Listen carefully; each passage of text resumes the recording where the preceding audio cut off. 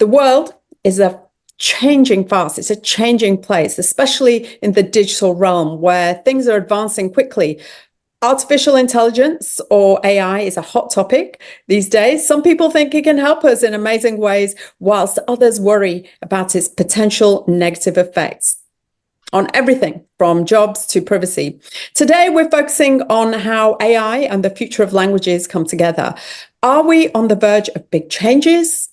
Are we to expect something else, something positive or not? Well, that's what our experts will explore today. And this brings me to our first speaker, who will share his thoughts on how AI is changing the way we communicate and the impact of AI on our language future. He's committed to empowering translators to achieve new levels of excellence and helping organizations to connect with English audiences. Welcome, Joachim Lépine.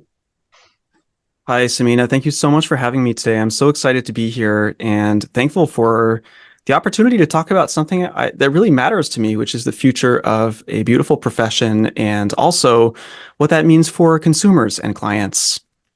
So I'm going to go ahead and do a quick screen share here. All right.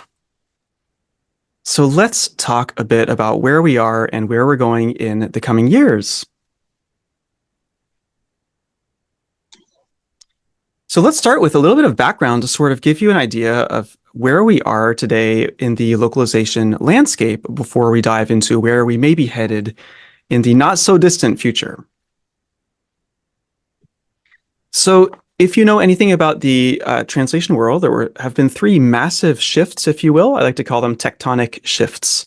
And so as early as the 1990s, translators moved away from using pencil and paper and Microsoft Word in some cases to using basic translation memories that are able to remember and recycle previous translations. And that was a big change. And many translators actually left the profession at that time and said, well, this is the end of the world. These technologies are taking over translation.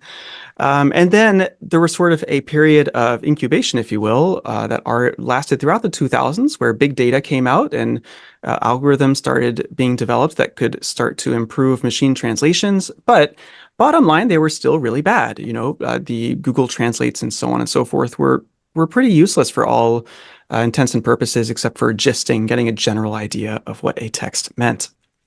And then another tectonic shift came about in the mid-2010s when neural machine translation exploded on the scene and started to be used in a widespread way all over the world.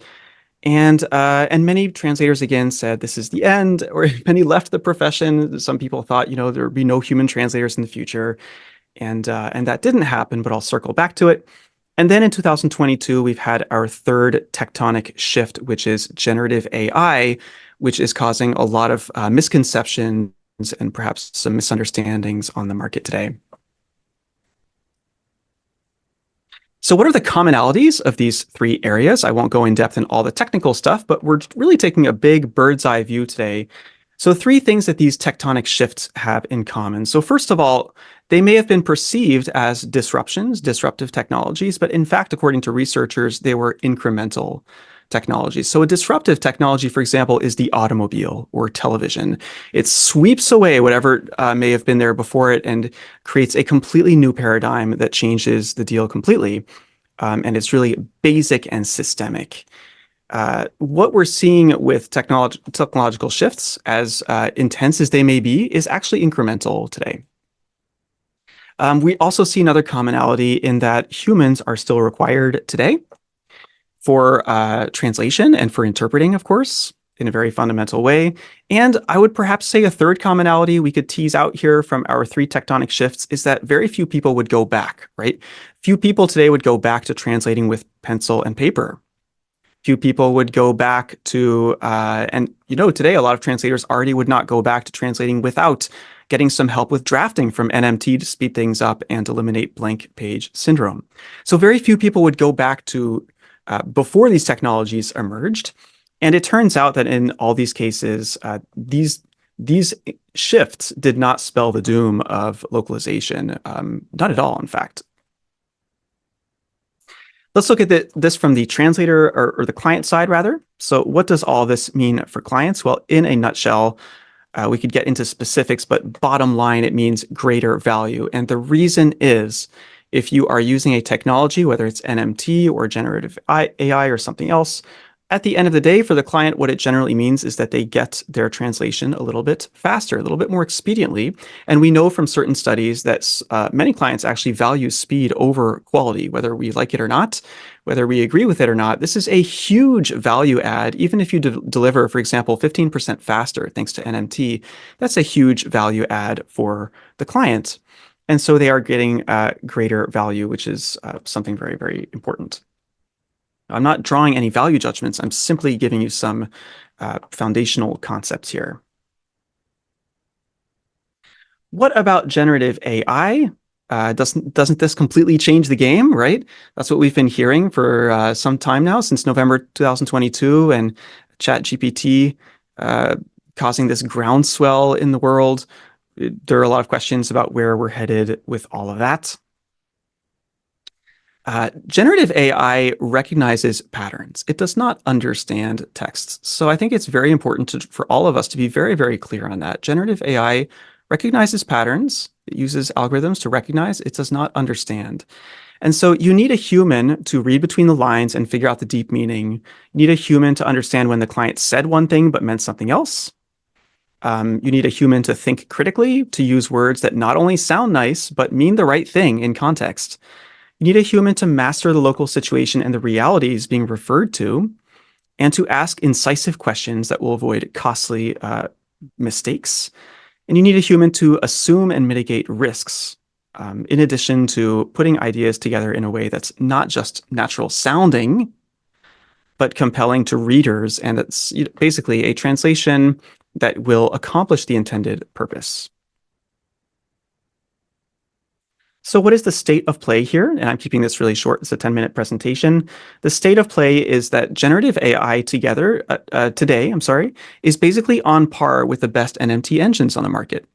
So if you were wondering, ChatGPT is about as good as the leading engines out on the market for translation purposes only. It will continue to improve, but we will continue to require humans for all the reasons that I gave you before. I will say there are going to be some changes in the coming years that we need to be sensitive to and keep an eye on. And one of them is that the role of translators and interpreters will evolve. I think that this is very likely. We've seen it in other fields as well, outside of translation, and I think that we will see certain things start to occur. We may see translators and interpreters begin to take on an expanded role where they're providing turnkey solutions and acting as a partner, as a consultant. I've seen some translators start to rebrand themselves lately as language consultants. You could even imagine futuristic titles like language solution architect. And that actually resonates because a lot of what we do is not just translating individual words, right? We're finding communication solutions for our clients. We can also see this in certain fields that are gaining tremendous traction right now, like SEO. So translators who are offering SEO and SEO translation services are bridging the gap between language and technology and consumer behavior and analytics. So we're really going to see, I think, an expanded role for people in the future. And I really look to this with optimism. There are also some things that will not change. So for example, with all of the fake texts out there and machine-created texts that are being recycled and appearing all over the internet, there's a hunger for authenticity. I did a post last week about something that bothered me that I saw online, and it had 37,000 views. People are hungry for an honest opinion, for another human's empathy, for emotional intelligence, and talking about real things, the matters that concern us all. And that will never change. In fact, if anything, I think there's going to be a greater and greater premium on human content, human delivery, human words, and all this will matter. So whereas we hear a lot about the doom and gloom and saying that everything is going to change radically, I would challenge that perspective and say the future may actually be brighter than you think. There may be a smaller number of translators and interpreters in the future. I do believe that personally. I think there will be a smaller number, but their work will continue to be just as important.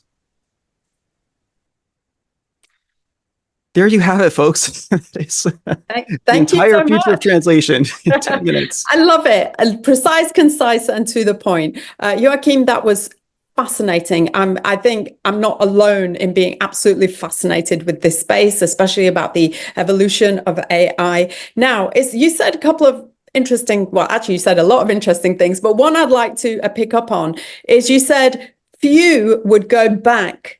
Few would give up technologies they have. And I find this really interesting because a lot of the fear that people experience, I think what they perhaps fail to understand is the mobile phone they have in their hand, or the electricity, the light bulb, the seamless life they seem to live is a result of technology. However, on the flip side of the coin, we've got a lot of fear and fear mongering. I remember when the whole conversation around self-drive cars pushed by Elon Musk and various other people, everybody was up in arms about that. Even governments, were sending warnings to people, but it never happened. We still got a ton of people still driving on our roads. So do you think this hype is coming mostly from media, or is it coming from other platforms as well? I do think that the media is driving a lot of the current hype. There are also mistaken conceptions, thinking, for example, I posted on LinkedIn about how supposedly today, the number one side hustle for someone who wants to make quick cash with ChatGPT is translation. And I called that out on social media and said, I don't agree. And here's why. And so these kinds of mistaken notions that translation can be done by machines and maybe a human can just do a quick cleanup, these are the kinds of things that are very detrimental. And I think that we have to continue to call out these things because there's no reason to fear the technology. I think, like you said, it's the mistaken conceptions and sometimes ideas that the media is propagating about how machines are taking over or taking away the job. Someone said recently, don't be afraid of the new technology, or don't be afraid of losing your job to ChatGPT. Be afraid of losing your job to another professional who's using ChatGPT. I thought that was a great way to put it. And I wanted to ask, is it realistic to think we can guide the responsible development and application of these technologies, ensuring they augment human capabilities and contribute positive to society? Is it realistic? I do think it is. And I think that this is also part of our expanded role that we are called to assume in the future. We must go beyond simply providing a service, delivering texts, and moving into this role of advising clients and maybe making them more aware of the value of what they're getting and of the importance of the translation.